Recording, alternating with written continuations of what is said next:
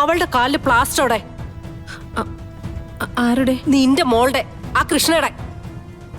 ഒരു കുഴപ്പമില്ലാതല്ലേ ഇപ്പൊ എന്റെ മുന്നിലൂടെ പോയത്. അത് കൃഷ്ണയല്ലേ, മോളിക്കുട്ടിയുടെ കൂട്ടുകാരി. മോളിക്കുട്ടിയുടെ കൂട്ടുകാരിയോ? മറ്റുള്ളവർക്കൊക്കെ വേലക്കാരിയും ഗതിയില്ലാത്തവളൊക്കെ ആയിരിക്കും. പക്ഷെ എനിക്ക് എന്റെ അമ്മ ദൈവം. ഞാൻ വിശ്വസിക്കുകയും പ്രാർത്ഥിക്കുകയും ചെയ്യുന്ന എന്റെ ദൈവം.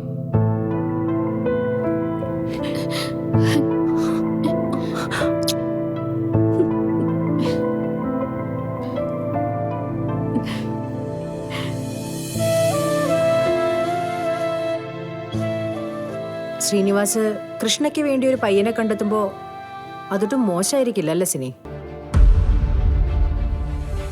ഒരുപക്ഷെ എല്ലാവർക്കും നല്ലതിനായിരിക്കാം ഇപ്പൊ ഇങ്ങനൊരു ആലോചന വന്നത്. പക്ഷെ മാം, ഇപ്പൊ കൃഷ്ണയുടെ സ്ഥാനത്ത് ഗാഥ മാഡം അല്ലേ, അപ്പൊ അതെങ്ങനെ ശരിയാവാ?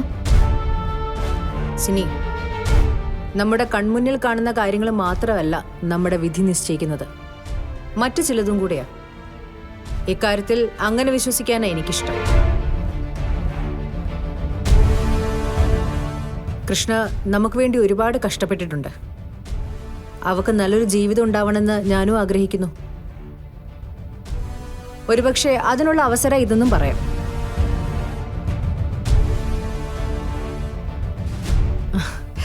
കൃഷ്ണയുടെയും ശ്രീനിവാസ കണ്ടെത്തിയ ആ പയ്യന്റെയും വിവാഹം നടന്നാല് അതോടെ കൃഷ്ണയുടെ ജീവിതം രക്ഷപ്പെടില്ലേ? അയാൾ അവളെ വിദേശത്തേക്ക് കൊണ്ടുപോകും. അവൾ അവിടെ സുഖമായിട്ട് ജീവിക്കും. അതിനി എന്തൊക്കെ കടമ്പകളുണ്ട് മാം?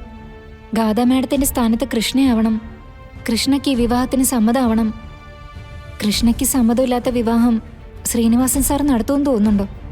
കൃഷ്ണ സമ്മതം പറഞ്ഞാലോ? ഇപ്പൊ നമ്മൾ അഭിമുഖീകരിക്കുന്ന എല്ലാ പ്രശ്നങ്ങൾക്കും ഒരു പരിഹാരമായില്ലേ? അല്ലെങ്കിൽ പേടിക്കണം. ഗാഥ കാത്തിരിക്കുന്ന നവീൻ മനസ്സിൽ ഇഷ്ടത്തോടെ കാത്തിരിക്കുന്നത് കൃഷ്ണയാണ്. എത്ര കാലം നമുക്കിതൊക്കെ മൂടി വെക്കാൻ പറ്റുമെന്ന് അറിയില്ല. ഒരു ദിവസം എല്ലാം പുറത്തറിയും. അന്ന് എന്റെ മോള് നവീന്റെ ജീവിതത്തിന് പുറത്താവുകയും ചെയ്യും. അത് സംഭവിക്കാൻ പാടില്ല. നവീനും ഗാഥയും ഒന്നിച്ച് ജീവിക്കണം. ശ്രീനിവാസ് കണ്ടെത്തുന്ന ചെറുക്കനുമായിട്ട് കൃഷ്ണ വിദേശത്തും. പറഞ്ഞതൊക്കെ കൊള്ളാം മാം, പക്ഷേ പരിഹരിക്കുന്നത് എങ്ങനെയാണെന്ന് കൂടി പറഞ്ഞാ. നവീനും ഗാഥയും തമ്മിലുള്ള വിവാഹം നടക്കില്ല എന്നുള്ള അവസ്ഥ വന്നില്ലേ? അപ്പോഴല്ലേ ഈ കൃഷ്ണ നമ്മുടെ മുന്നിലേക്ക് വന്നത് തന്നെ.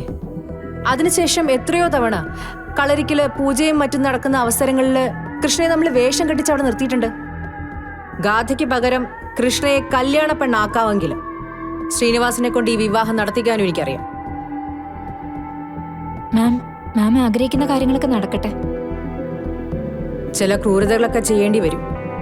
അത് നമ്മൾ മുൻകൂട്ടി തീരുമാനിച്ച് ചെയ്യുന്നൊന്നുമല്ല, സിറ്റുവേഷൻ നമ്മളെ കൊണ്ട് ചെയ്യിക്കുന്നത്. കൃഷ്ണ ആദ്യം ചിലപ്പോൾ ഒന്ന് പ്രതിഷേധിക്കുമായിരിക്കും.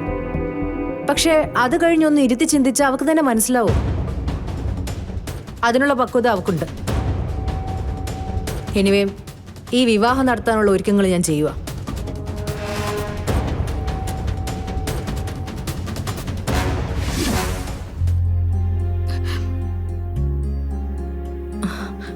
മോളെ, നീ പോകുന്നില്ലേ?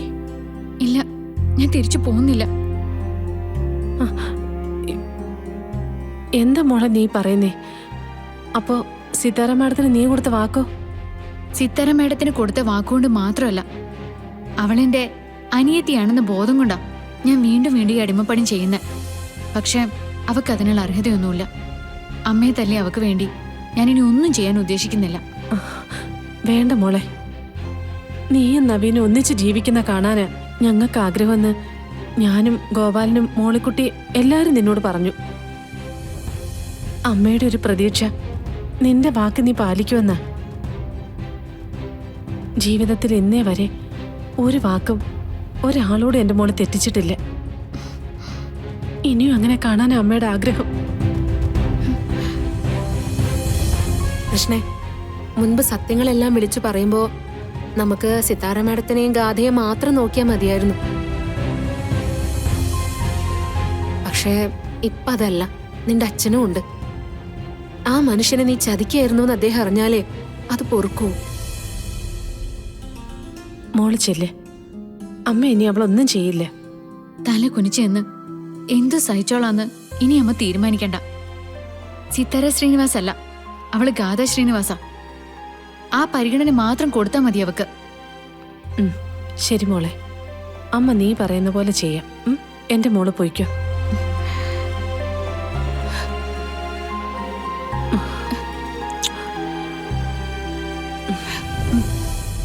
അമ്മേ, ഈ ലോകത്ത് അമ്മയേക്കാ വലുതായിട്ട് എനിക്ക് ഒന്നുമില്ല. അമ്മയ്ക്ക് എന്ത് സങ്കടം വന്നാലും അമ്മ എന്നോട് പറയണം. പറയാതിരിക്കരുത് കേട്ടോ. പറയാം. മോളെക്കുട്ടി, ഇവളെ കൊണ്ടുവിട്.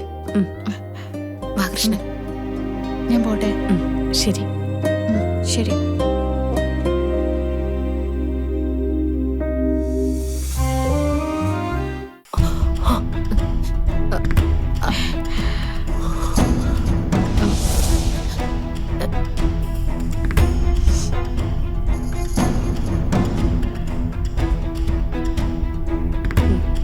കൃഷ്ണൻ വാ. ഏയ് നിക്ക് നിക്ക് നിക്ക്. പെട്ടെന്ന് വാ.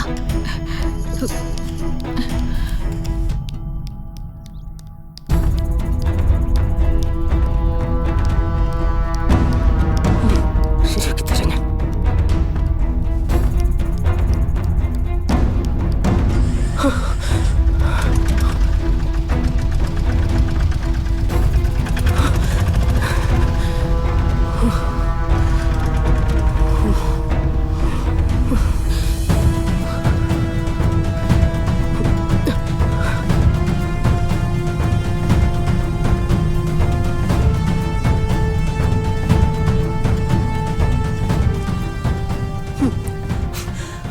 അവളുടെ കാലില് പ്ലാസ്റ്റോടെ. ആരുടെ? നിന്റെ മോളുടെ, ആ കൃഷ്ണയുടെ. ഒരു കുഴപ്പമില്ലാതല്ലേ ഇപ്പൊ എന്റെ മുന്നിലൂടെ പോയത്. അത് കൃഷ്ണയല്ലേ, മോളിക്കുട്ടിയുടെ കൂട്ടുകാരി. മോളിക്കുട്ടിയുടെ കൂട്ടുകാരിയോ? എങ്കിൽ പിന്നെ ഉമ്മറവാതിലൂടെ പോവാൻ അവർക്കെന്താ തടസ്സം? എനിക്കറിയില്ല.